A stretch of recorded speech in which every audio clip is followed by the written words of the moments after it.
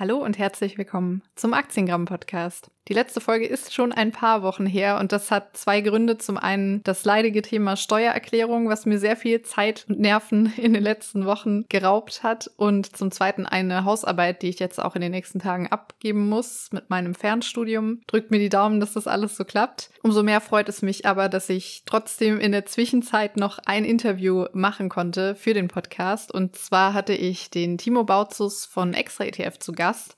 Wir sprechen im Interview darüber, wie er zur Börse gekommen ist, wie er investiert, auf welche Kennzahlen er auch achtet und auch noch über ein spannendes Projekt, das Extra ETF gestartet hat und das gestern tatsächlich live gegangen ist. Da kommen wir dann auch in der Folge noch drauf zu sprechen und jetzt viel Spaß.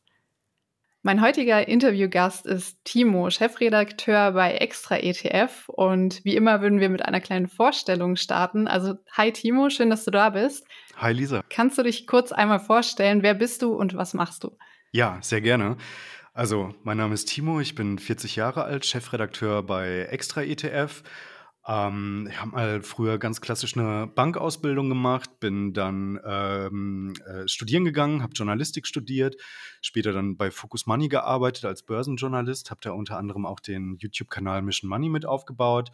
Und ja, jetzt verantworte ich hier im Wesentlichen den gesamten Content bei Extra ETF, also unseren News-Bereich, den Wissensbereich auf unserer Seite und auch die Printmagazine, den ETF-Guide, das Extra-Magazin und auch das Thema Social Media. Und da kommt ja jetzt bald auch YouTube mit dazu. Darüber sprechen wir auch später in der Folge noch. Aber ich möchte gerne anfangen, nochmal vielleicht ein bisschen mehr zu dir. So, kannst du erzählen, ganz am Anfang, wie bist du erstmalig mit dem Thema Börse oder auch vielleicht dem Investieren in Berührung gekommen? Tatsächlich über die Bankausbildung. Also das ist schon ein paar Jährchen her, in den Nullerjahren, 2003 bis 2005. Da habe ich meine Ausbildung bei der Commerzbank gemacht. Und da bin ich natürlich über die Arbeit mit dem Thema Investieren in Kontakt gekommen. Also damals waren da noch so aktive Investmentfonds mit 5% Ausgabeaufschlag en vogue. Und da fing das gerade irgendwie an, ne, dass sich auch verstärkt Leute dafür interessiert haben. Und tatsächlich sind so meine ersten Investments vermögenswirksame Leistungen. Ah, Ja, okay. also ich habe wirklich über die Bank dann meine vermögenswirksamen Leistungen in einen aktiven Investmentfonds gegeben. Das war der Fondac. Ich weiß nicht, ob das heute immer noch so heißt. Das ist so ein Aktienfonds, der sich speziell auf deutsche Aktien spezialisiert hat. Da habe ich halt investiert und dann habe ich auch meine ersten Einzeltitel gekauft, ja. Und genau, also so bin ich damit in Berührung gekommen und das Interesse ist dann halt immer weiter gestiegen natürlich. Und wie gesagt, ich hatte dann auch beruflich damit die ganze Zeit zu tun. Okay, und was war damals deine erste Einzelaktie? Weißt du das noch? Oh, ja, lass mich mal kurz überlegen. Gibt's die heute noch? Also, ich kann meine erste, also ganz konkret meine erste Einzelaktie weiß ich jetzt ehrlicherweise nicht mehr, Mhm. aber ich habe relativ früh sozusagen Alphabet dann gekauft. Ach doch, ich weiß doch meine erste Einzelaktie, sorry, MAN. Das war MAN. Okay. Und die habe ich bei ungefähr 100 gekauft. Das müsste, lass mich lügen, das müsste so 2006 oder so gewesen sein. Ja? Mhm. Die habe ich irgendwo bei 100 gekauft. Und dann ist die erstmal gefallen auf 90 und ich bin schon ganz nervös geworden. Also da war jetzt nicht viel Geld drin, aber für mich als junger Kerl war das dann irgendwie so ein mittlerer vierstelliger Betrag, war dann irgendwie schon viel. Und ich kannte halt diese Schwankungen noch nicht damals. Ne? Und da bin ich halt sehr, sehr nervös geworden. Und dann hat so ein Wertpapierspezialist aus der Commerzbank hat dann zu mir gesagt, weißt du was, Timo, wenn du sowas nicht aushalten kannst, dann ist vielleicht der Kapitalmarkt nichts für dich. Das weiß ich noch ganz genau. Und dann habe ich mich halt zusammengerissen und habe halt gesagt, ja gut, das ist jetzt halt so. Und tatsächlich ist dann die Aktie relativ schnell wieder von den 90 gestiegen auf 130 und das war dann so ein zwischenzeitlicher Peak. Und da habe ich dann tatsächlich verkauft. Da habe ich dann Okay. tatsächlich verkauft. Das war aber wirklich so ein Glückstreffer. Also im Wesentlichen habe ich alles falsch gemacht, was man falsch machen kann. Also wirklich, ich hatte quasi Geschäftsmodell, nee, keine Ahnung irgendwie. Also Kennzahlen, ja, keine Ahnung. Einfach so MAN, ja, Maschinenbau, ach ja, das ist ja was, ne? Deutsche Ingenieurskunst, das kann ja nur gut sein. Und genau, da habe ich zwar irgendwie dann auch einen Gewinn mitgenommen, aber eigentlich habe ich da ziemlich viele Fails begangen. Also alles, was man nicht machen sollte, mitgenommen. Ja, vielleicht dann von aktiven Fonds und planlos gekauften Einzelaktien. Wie hat sich das denn zur heutigen Zeit verändert oder was hat sich da getan bis heute? Also ich habe dann während der Finanzkrise, da habe ich so ein paar Sachen gekauft, also zum Beispiel in der, damals hieß sie noch Google, Mhm. die habe ich gekauft und mit kleinen Beträgen und dann halt Amazon. Und dann bin ich da halt tatsächlich auch erstmal ziemlich hart ins Minus gelaufen. Aber tatsächlich haben sich die Positionen dann irgendwie sehr, sehr gut entwickelt und die habe ich dann auch längere Zeit irgendwie gehalten und ich habe trotz meines Studiums habe ich versucht, mein Portfolio dann immer weiter irgendwie so ein bisschen aufzubauen mit ein paar anderen Titeln, die dann so drin waren. Also ich hatte Procter Gamble, hatte ich dann beispielsweise mit drin. Und genau, dann habe ich aber mehr und mehr in den 10er Jahren, damals haben wir schon Mission Money gemacht, habe ich dann Teile irgendwie verkauft. Zum Beispiel, da gibt es noch ein Video, da habe ich erzählt, dass ich die Microsoft bei 60 Euro verkauft habe. Also auch wieder ein großer, ganz, ganz großes Kino. Also zwar hatte sich meine Aktie quasi verdoppelt, weil ich habe die irgendwo bei 30 oder so eingekauft und dann habe ich die bei 60 verkauft, aber man weiß ja, wo sie jetzt heute steht. Also wäre ich mal besser länger drin geblieben. Genau. Aber ich bin mehr und mehr, ich habe halt die Verkäufe genutzt, um dann also mir auch mehr und mehr ETF-Positionen aufzubauen. Also im Wesentlichen Nasdaq 100 und auch den All Country World. Und jetzt besteht mein Depot aus Einzelaktien und auch aus ETFs, weil ich verfolge eine sogenannte Core-Satellite-Strategie. Im Wesentlichen heißt das, mein Core, also das Kernportfolio, das sind meine ETFs, da laufen auch zum Teil Sparpläne, zum Teil sind da aber auch einfach nur, in Anführungszeichen, nur Einzelpositionen sozusagen drin, also Einmalsummen. Und dann habe ich diverse Aktien mir aufgebaut. Zum Mhm. Beispiel bin ich trotz zwischenzeitlichem Verkauf bin ich wieder in der Alphabet, also ähm, ne, Mhm. Konzern, also Google, bin ich wieder drin. Und genau, das sind zum Teil sind das dann so kurzfristige Trading-Positionen, aber aktuell bin ich auch bedingt durch die aktuelle Börsenentwicklung mit einigen Positionen da wirklich so investiert, dass ich glaube, ich habe da jetzt 'n relativ guten Kurs oder eine relativ günstige Bewertung aus meiner Sicht erwischt in diesem Jahr, sodass ich mir da erhoffe, auch langfristig in gewissen Positionen drin zu bleiben. Also, da ist zum Beispiel jetzt eine Teamviewer oder auch eine Wallbox und so weiter und natürlich auch die Alphabet.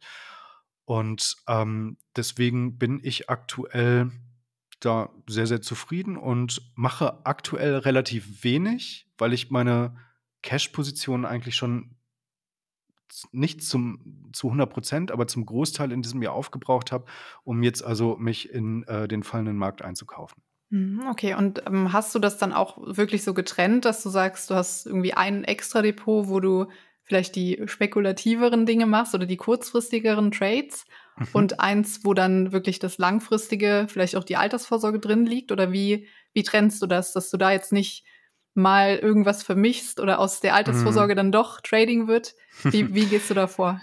Ich habe zwar 2 Depots, aber in dem einen laufen im Wesentlichen die ETF-Sparpläne. Also ja, da könnte man sagen, das ist natürlich irgendwie der langfristige strategische Kern, aber dann habe ich auch ein Depot, wo tatsächlich ETF-Positionen und Einzelaktienpositionen Positionen so ein bisschen vermischt sind. Also, es ist nicht komplett getrennt, also ein Depot nur fürs Kernportfolio und ein Depot nur die Satelliten. Insofern ist das vielleicht nicht ganz mustergültig, aber ich komme da, glaube ich, aktuell ganz gut klar. Also, das ist jetzt auch nicht so, als hätte ich hunderte Positionen zu managen, sondern ich war schon immer ein relativ konzentrierter Investor. Also, das heißt, wenn ich mich für eine Position entscheide, dann baue ich auch eine entsprechende Größe auf, ja? Also, Positionsgröße, das ist ja auch etwas, womit man was managen kann. Also, da habe ich so ein bisschen den Ansatz vom lieben Warren Buffett übernommen, weil der mir irgendwie einleuchtet. Also, lieber auf wenige Positionen konzentrieren und die dann aber auch richtig angehen. Und ich habe ja quasi eine ETFs, das heißt ja nichts anderes, dass du eine innere Diversifikation hast, weil in so einem ETF sind ja zum Teil tausende Wertpapiere drin, zum Teil in bestimmten Themen ETFs dann halt in Anführungszeichen nur 50 bis 100 oder so, aber Mhm. trotzdem ist das ja in sich schon mal eine gute Diversifikation. Stimmt. Vielleicht noch weitere oder noch eine Frage zu den einzelnen Aktien. Bist du dann auch jemand, der jetzt ja versucht, so wirklich vielleicht das Geschäftsmodell zu 100% zu verstehen, der viele Kennzahlen verfolgt oder auch die aktuellen Unternehmensnews? Wie entscheidest du, welche Aktie du dann kaufen willst? Also da kommen wahrscheinlich sehr viele Faktoren dann am Ende zusammen. Kannst du da vielleicht einen Eindruck geben, wie das vielleicht auf welchen zeitlichen Rahmen das so hat? Mhm. Also ich versuche schon die Werttreiber zu verstehen, die branchenspezifisch hier häufig sind. Ich schaue mir natürlich auch ein Geschäftsmodell an, also im Wesentlichen also die Investor Relations Seite. Ich gehe auch rein in so einen Geschäftsbericht. Ich schaue mir die künftigen Umsatzerwartungen an und so weiter. Also ich schaue insbesondere auf zwei Kennzahlen. Das ist einerseits das Kurs-Umsatz-Verhältnis. Da geht wirklich mein allererster Blick drauf. Also bevor ich überhaupt irgendwie anfange, tiefer reinzutauchen, gucke ich mir an, wie ist aktuell die Marktkapitalisierung von dem Unternehmen und wie ist die Umsatzerwartung fürs laufende Jahr und auch fürs nächste Jahr. Und wenn das KUV, also das Kurs-Umsatz-Verhältnis, völlig out of range ist, also wenn das irgendwie bei 10, 15, 20 liegt oder so, dann ist ja klar, dass irgendwie ein KGV dann nicht auf einmal ultra günstig sein kann. Das geht ja schon mal gar nicht mehr. Sondern dass dann möglicherweise schon mal eine Bewertung besteht, die vielleicht bedenklich ist oder die mir persönlich einfach zu hoch ist. Natürlich ist das branchenspezifisch, weil Technologieunternehmen werden ja naturgemäß auch erstmal, denen wird ein höheres KUV zugestanden als jetzt klassischen Consumern beispielsweise oder klassischen Value-Werten. Das ist ja oftmals auch irgendwie ein bisschen branchenspezifisch, was Value-Werte sind und was nicht. Aber so, da geht mein erster Blick hin. Also besteht von der Bewertung aus meiner Sicht erstmal eine faire Bewertung. Ja? Also zum Beispiel bei der Teamviewer, da war halt für mich, weil sie so stark gefallen ist und die dann irgendwann nur noch ein KUV von wirklich 4 hatten, da halt war für mich klar, okay, das ist jetzt zumindest nicht unspannend, da sollte ich mich mal ein bisschen tiefer reinfuchsen. Und dann nehme ich mir aber auch ein bisschen die Zeit, also das heißt, ich mache das nicht an einem Nachmittag oder so, sondern ich mache das dann also sporadisch. Zwar Mhm. sporadisch, aber ich habe dann die Teamviewer mich da ein bisschen reingefuchst im letzten Jahr, Ende letzten Jahres und dann über 1, 2 Wochen oder so dann mir immer mal wieder eine halbe Stunde Zeit genommen, mir was angeschaut, die künftigen Geschäftserwartungen. Was ist denn jetzt eigentlich der Grund, warum sie so stark gefallen sind? Ist das möglicherweise auch gerechtfertigt, dass sie so stark gefallen sind? Und gibt es aber möglicherweise auch Turnaround-Potenzial? Also das sind so Fragen, die man sich dann natürlich beantworten muss.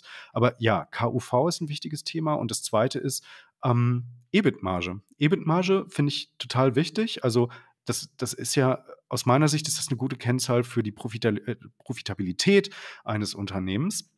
Also Betriebsergebnis im Verhältnis zum Umsatz. Und wenn das Betriebsergebnis eine ordentliche Marge abwirft, also nicht der reine Gewinn, sondern nur das Betriebsergebnis, dann ist das ein Indikator dafür, dass das Unternehmen irgendwie ein paar Dinge richtig macht und dass es also in der Lage ist, Preise durchzusetzen oder seine Services und Dienstleistungen und Produkte so wertvoll sind, dass Kundinnen und Kunden dafür bereit sind, entsprechende Preise zu bezahlen und dass sie offenbar auch einigermaßen effizient wirtschaften.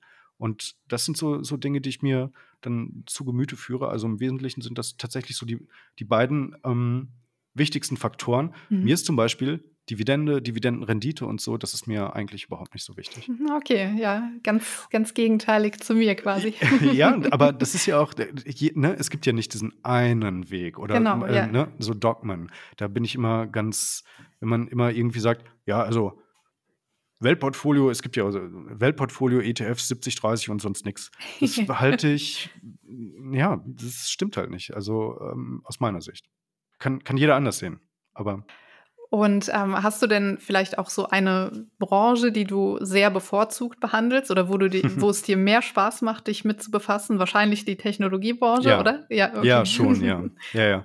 Also da habe ich schon einen Fokus drauf. Also ich glaube, die 20er Jahre, also in den 10er Jahren sind viele Unternehmen schon sehr, sehr groß geworden, insbesondere im B2C-Bereich. Also man sieht das ja an den Plattformen Amazon, Alphabet und weitere, dass da also unglaublich viel passiert ist. Und ich glaube, jetzt in den 20er Jahren wird sich das immer mehr herauskristallisieren, dass also dieser B2B-Bereich, dass der immer spannender und immer größer wird. Und ja, insofern glaube ich, dass da extrem viele Chancen bestehen, auch im Zuge von, das ist halt so ein blödes Schlagwort, Industrie 4.0, da kann sich keiner irgendwie was drunter vorstellen. Aber ja, dass Firmen immer mehr dazu übergehen, ihre Prozesse und ihre Produktionen so zu gestalten, dass sie möglichst effizient sind und dass da digitale Techniken und Lösungen zum Einsatz kommen. Das ist jetzt, glaube ich, dafür muss man jetzt wirklich nicht studiert haben, Mhm. um irgendwie auf so etwas zu kommen. Und da ist es halt dann wichtig, sich anzuschauen, was könnte denn da irgendwie sinnvoll sein. Und ja, deswegen, also ich glaube, dass die TeamViewer, die haben ja viele irgendwie nur so auf dem Schirm, so von wegen, ja, da kann man dann irgendwie Fernwartung machen über Rechner, ja, das ist richtig. Mhm. Aber ich glaube, dass da halt im Zuge von Maschinenwartung, im Zuge von Industrie 4.0, dass da viel mehr geht, als man das jetzt heute erwarten würde. Und aus meiner Sicht sind die da auch gar nicht übel positioniert. Also du bist ja eigentlich da viel tiefer drin in diesem IT-Thema. Mhm. Also mich würde jetzt, also ich weiß nicht, ob du TeamViewer so auf dem Schirm hast, aber würde mich jetzt mal interessieren, ob du da auch eine Meinung hast. Tatsächlich habe ich die Aktie jetzt kaum, also aus unternehmerischer Sicht kaum auf dem Schirm und ich kenne es natürlich aus der beruflichen Perspektive, wobei ich mir so, oder mein erster Gedanke ist eigentlich, okay, ich weiß nicht, ob das nicht vielleicht von Unternehmen wie Alphabet oder vielleicht auch Mhm. Apple besser gelöst Mhm. wird in Zukunft und dann die Rolle von TeamViewer ganz verschwindet Ja, oder aufgekauft wird, könnte auch sein. ja. Da gibt's so Aufkaufen wäre nicht so schlecht. Ja, ja klar, das wäre dann für deine Spekulation quasi vielleicht das perfekte Ja. Ergebnis. Aber das ist ein Feld, ich hatte das neulich auch mitbekommen bei der Citrix-Aktie, die ist Mhm. einfach von der Börse genommen worden, also die wurde einfach delistet. Und das sind dann immer solche, ich sage mal, eher Spezialfälle oder Spezialanwendungen, wo es mir persönlich sehr, sehr schwer fällt, dazu sagen, okay, ich vielleicht auch Mhm. selbst, wenn ich das Tool oder das Programm jeden Tag nutzen würde, auch wenn ich es beruflich nutze, würde ich mir da nicht unbedingt zutrauen zu sagen, dass das dann wirklich auch in 5 Jahren noch der Mhm. Marktführer ist, einfach weil es sehr Ja, schnelllebig ist in der Branche. Aber ja. ich finde den Ansatz definitiv interessant und ich bin gespannt, was aus der Aktie dann wird, auf jeden Fall. Ja, also wenn die aufgekauft werden, dann sitze ich wieder bei dir mit im Podcast. Und Wahrscheinlich, wenn, ja. und wenn ich irgendwie 90% verloren habe, dann kannst du mich auch gerne wieder einladen und mich mal herzlich auslachen. So oder so wird es was zu lernen geben, glaube Ja, ich. genau. Okay, dann ja, vielleicht auch bleiben wir gleich beim Thema, vielleicht auch Negativbeispiele. Mhm. Also aktuell muss man ja sagen, die Situation an der Börse ist gerade für viele, die jetzt in den letzten Jahren neu hinzugekommen sind, eher sehr negativ, also sehr Mhm.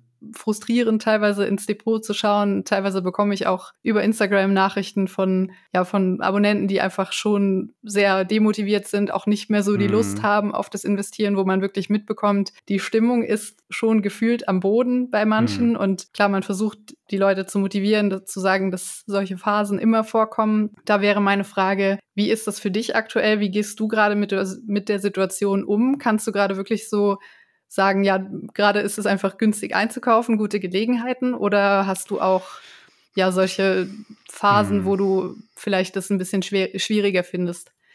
Also mir geht's da wie allen anderen. Mein Depot sah auch schon viel besser aus. Also ich bin vom Allzeithoch bin ich jetzt wirklich auch ein ganzes Stück weit entfernt.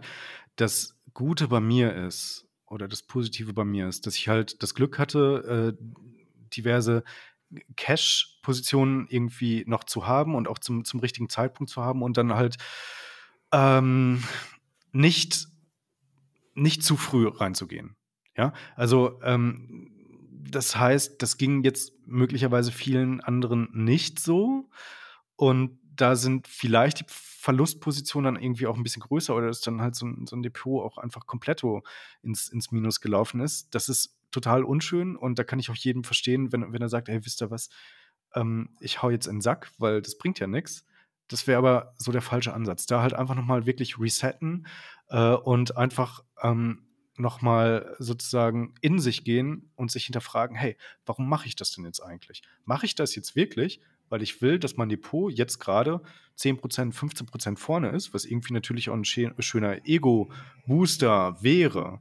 Aber die Frage ist doch, machst du das deswegen, weil du einen schnellen Gewinn oder ein gutes Gefühl jetzt haben möchtest, oder machst du das, weil du langfristig eine gewisse finanzielle vielleicht Unabhängigkeit oder sagen wir mal allgemeinen finanziellen Wohlstand anstrebst für deine Altersvorsorge und dann halt einfach dir vieles, also deinen Lebensstandard erhältst, dir möglicherweise früher in Rente gehst, vielleicht sogar mit 50, mit 55, whatever, einfach ein bisschen sozusagen Fuck you Money hast und dann dir also auch mehr Freiheiten irgendwie rausnehmen kannst, erlauben kannst irgendwie. Und ich glaube, darauf muss man jetzt aktuell den Fokus lenken, dass man das höchstwahrscheinlich, hoffe ich zumindest, dass das vielen so geht, dass du das dafür machst und dann halt einfach sagen, okay, wie komme ich da jetzt hin, eine bestimmte Summe X innerhalb eines bestimmten Zeitraums Y aufzubauen. Und das bedeutet, schau dir an, was kannst du jeden Monat zurücklegen. Ich weiß, die Zeiten sind hart, die Energiepreise explodieren, aber ich glaube, für jeden sind zumindest mal ein paar hundert Euro höchstwahrscheinlich irgendwie drin und die dann halt wirklich konsequent in bestimmte ETFs oder halt in bestimmte Aktien zu investieren, jeden Monat ganz regulär automatisiert, weil ich glaube, wenn man das jetzt macht, baut man sich aktuell eine gute Basis dafür auf, dass man auch tatsächlich schon vielleicht in 1, 2, 3 Jahren dann schon wieder, dass es da ganz anders aussieht im Depot. Also da wirklich mein Appell, bitte, bitte Leute, nicht eure Sparpläne stoppen oder so, nicht das Handtuch werfen, sondern einfach weiter mit am Ball bleiben. Ja, ja, sehr schön formuliert. Das kann man genauso unterschreiben. Das ist auch wirklich dieses Problem, dass gerade 2000 oder in der Corona-Krise viele neue Leute dann an den Markt gekommen sind und quasi nur Gewinne machen konnten, egal was gekauft wurde. Ja. Und ja, jetzt ist es aktuell fast das Gegenteil dazu, dass alles fällt, egal was du kaufst. Aber natürlich muss man sagen, wenn man den langfristigen Ansatz hat, dann ist es gerade eigentlich eine günstige Einstiegszeit und das wird sich lohnen. Wir wissen halt nur nicht genau wann, aber davon können wir ausgehen auf jeden Fall. Ja, keiner weiß ja auch, wie weit es noch runtergeht. Ich weiß es ja auch nicht. Du weißt es nicht, Lisa, ich weiß es nicht und alle anderen wissen es auch nicht. Also ja, klar, da sind noch mal vielleicht irgendwie, wenn es richtig böse läuft, sind da noch mal 20, vielleicht 30% Downside drin.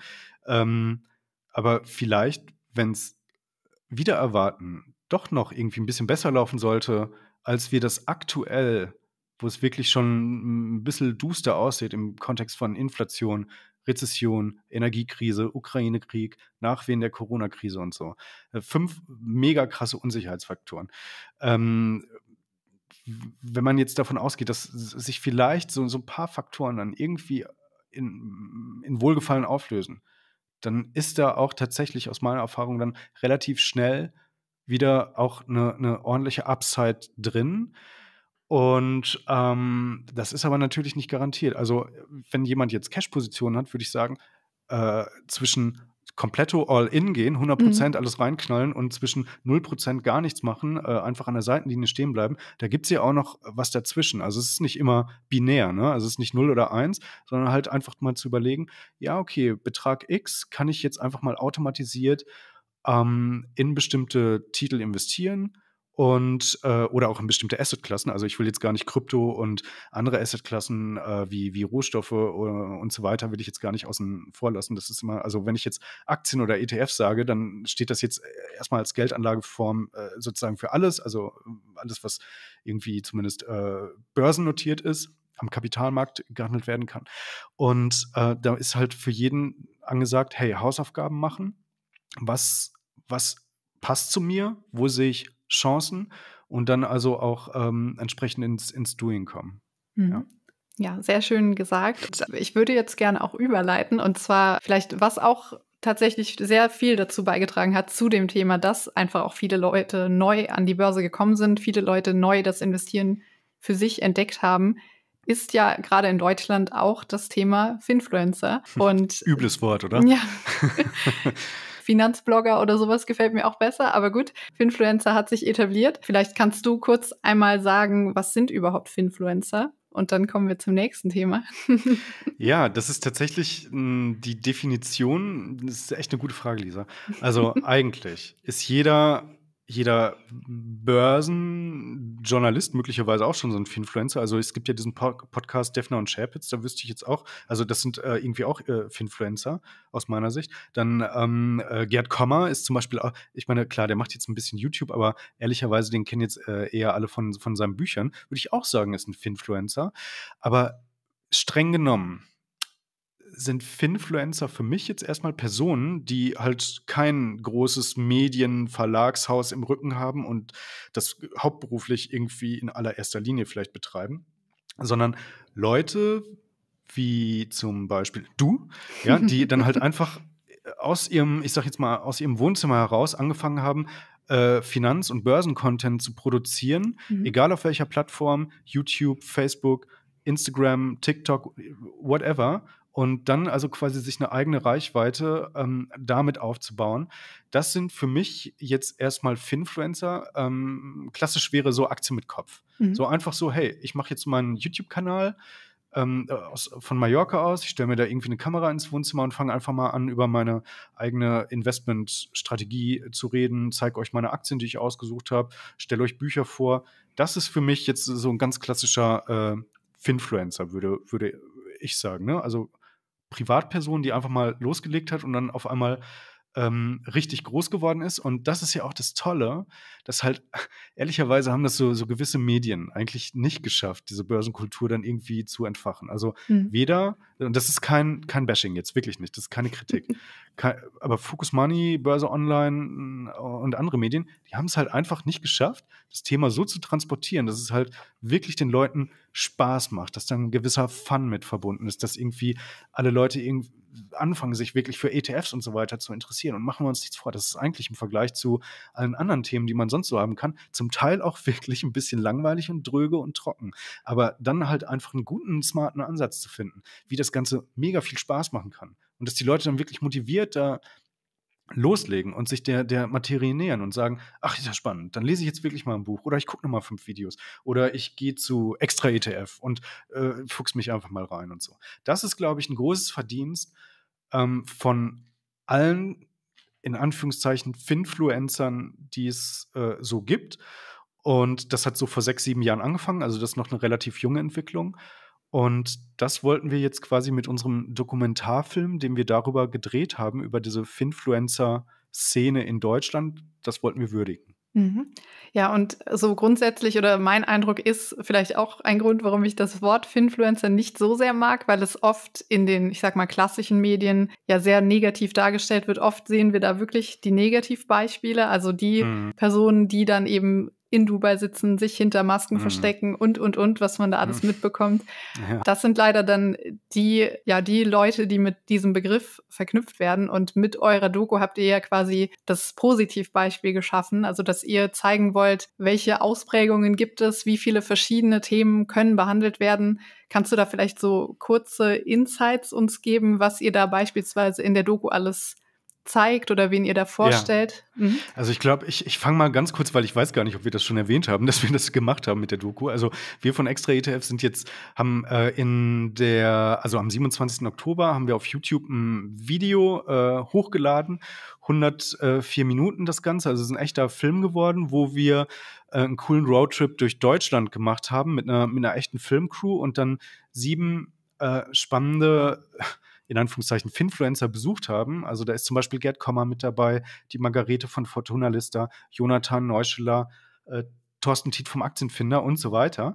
Und mit denen haben wir Interviews gemacht, die haben wir porträtiert und haben mit jedem also auch so eine coole kleine Unternehmung halt einfach gemacht. Also waren dann Bötchen fahren mit dem Finanzrocker in Lübeck und mit dem Lars Erichsen zum Beispiel waren wir golfen und so weiter. Also das heißt, wenn man versucht, auch ein bisschen Entertainment-Faktor irgendwie mit reinzubringen, aber trotzdem die Investmentansätze, die diese 7 Persönlichkeiten verfolgen, darzulegen und auch ihre Motivation. Also wir haben uns gefragt, hey, was sind denn das eigentlich für Leute, die sich da so in Anführungszeichen so ins Wohnzimmer setzen und dann einfach mal mit Finanzcontent loslegen und dann auf einmal enorme Reichweiten aufbauen?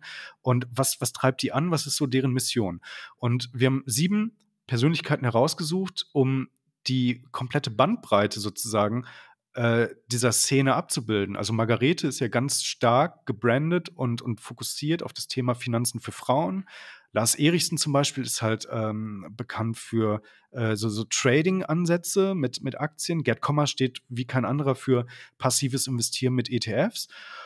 Und genau, da sind dann halt ziemlich viele unterschiedliche Geldanlagestrategien einfach so zusammengekommen und Investmentphilosophien. Und ich glaube, da kann jeder irgendwie was mitnehmen. Und ich glaube, wir haben es auch geschafft, so die Menschen so mal ein bisschen so zu zeigen, wie man sie vielleicht in ihren Videos nicht sieht. Also da so ein bisschen, also auch diese private, persönliche Komponente mit reingebracht. Und das ist ein schönes Projekt geworden, wie ich finde. Und ich hoffe, dass vielleicht deine Zuhörerinnen und Zuhörer so ein bisschen Lust bekommen haben, da zumindest mal reinzuschnuppern und dann sich zumindest mal ein paar Minütchen da reinzuziehen und vielleicht sogar den ganzen Film. Ja, also ich hatte ja sogar das Glück, dass ich das fertige Projekt quasi in der Preview schon etwas vor Start schauen konnte. Und für mich war das auch super, das nochmal anzuschauen, einfach weil ich einige der Personen ja auch schon, ich sag mal, persönlich kennenlernen durfte, auch so zu vielen regelmäßig Kontakt habe und da, dass man einfach nochmal die persönlichen Eindrücke sieht, das kommt sonst einfach nicht so rüber. Und das fand ich auch ziemlich klasse, weil man, glaube ich, damit auch schaffen kann, dass sich verschiedene Leute aus ganz verschiedenen Bereichen mit dem Thema besser identifizieren können. Also da denke ich, das lohnt sich für jeden, die mal anzuschauen. Vielleicht kannst du noch einmal sagen, wo genau finden wir die Doku? Ja, also auf YouTube ist die zu finden, auf dem Kanal von Extra ETF. Die müsste dort in dem Kanaltrailer drin sein. Genau, also dort könnt ihr euch das zu Gemüte führen. Also ist ziemlich easy. Kostenfrei natürlich alles, wie immer auf YouTube. Und genau, einfach mal reinklicken. Jetzt habe ich eine gemeine Frage, Lisa. Ja. Wie fandest du es denn? Also jetzt bist du natürlich, du kannst ja, also zwischen, hey, war total scheiße und total super, also da gibt es ja vielleicht auch noch mal irgendwas dazwischen. Also wirklich ganz ehrliche Meinung. Ja, also mir hat's richtig gut gefallen tatsächlich und ich kann dir auch direkt begründen, warum. Also zum einen war für mich ist für mich sehr herausgekommen bei Jonathan zum Beispiel, der macht ja Abilitato aus seinem Aktienanalyseportal. Das ist so gut rübergekommen, wie er einfach dieses Thema lebt und was er da für eine Leidenschaft hat. Und ich glaube, wenn das jemand sieht, der auch das vielleicht bei sich entdeckt, dass er einfach richtig Lust hat, sich mit Unternehmen sehr, sehr intensiv zu beschäftigen, sich richtig da reinzufuchsen, dann kann er oder kann sein Auftritt zum Beispiel eine Riesenmotivation sein, das richtig zu verfolgen. Und was ich auch klasse fand zum Beispiel, war der Part von Margarete, wo sie einfach zeigt, was sie macht mit ihrer Arbeit, was sie erreicht und auch schon so einfach sehr positive Beispiele uns berichten konnte da. Also, dass sie zum Beispiel erzählt aus ihrem Programm, wo sie verschiedene Frauen miteinander zusammenbringt, mit so einer Art Speed-Dating, wo dann quasi zufällige Zuteilungen sind mit ganz vielen Anfängerinnen, die einfach sich mit dem Thema Börse beschäftigen wollen und dann ganz einfach verstehen, wir sitzen hier alle im gleichen Boot, wir sind jetzt alle nicht die Finanzprofis, sondern deswegen sind wir hier. Und das ist, glaube ich, so etwas, was das Thema viel normaler macht, also wirklich auch viel von diesen Vorurteilen wegschaffen kann, die ja leider oft trotzdem noch bestehen. Ja. Und genau war für mich persönlich auch super interessant zu sehen, einfach, wie sind da so ein bisschen die Hintergründe, wie haben sich die verschiedenen Personen entwickelt, aufgebaut. Und ja, auch eure Rolle fand ich klasse, also die von Sarah und dir, das ist ziemlich lustig geworden teilweise. Also ich würde sagen, sollte man sich auf jeden Fall mal anschauen. Ja, danke. Also, du siehst gar nicht, ich bin gerade so rot geworden. Gott sei Dank ist das ein Podcast. Ja. Ja, super. Dann vielen Dank dir auf jeden Fall für das Interview und auch für die Vorstellung. Der Link zum Video oder der Link zur Dokumentation, den findet ihr natürlich auch in den Shownotes und den verlinke ich auch nochmal im Blogartikel dazu. Also da kann nichts schief gehen und ich bin gespannt, was ihr dazu sagt. Danke dir. Lisa. Hat mir total Spaß gemacht. Ciao. Und damit endet auch die heutige Folge. Wie immer freut es mich ganz besonders, wenn ihr bis zum Ende dabei geblieben seid. Und noch mehr freut es mich, wenn ihr den Podcast positiv bewertet, zum Beispiel bei Apple Podcasts oder auch bei Spotify. Und ganz zum Schluss noch der Disclaimer. Bitte betreibt immer eure eigene Recherche. Das gilt sowohl für die Gebühren, Kennzahlen als auch die Qualität von Aktien, ETFs oder sonstigen Finanzprodukten. Die im Podcast genannten Informationen oder auch Kennzahlen wurden nach bestem Wissen und Gewissen ausgesprochen. Dabei besteht keine Garantie auf Richtigkeit oder Aktualität der Daten. Die genannten Informationen stellen auch keine Anlageberatung und auch keine Aufforderung zum Kauf oder Verkauf von Wertpapieren oder sonstigen Finanzprodukten dar. Es handelt sich zu keinem Zeitpunkt um eine Anlageberatung, Empfehlung, Steuerberatung oder sonstige fachliche Beratung und damit bis zum nächsten Mal.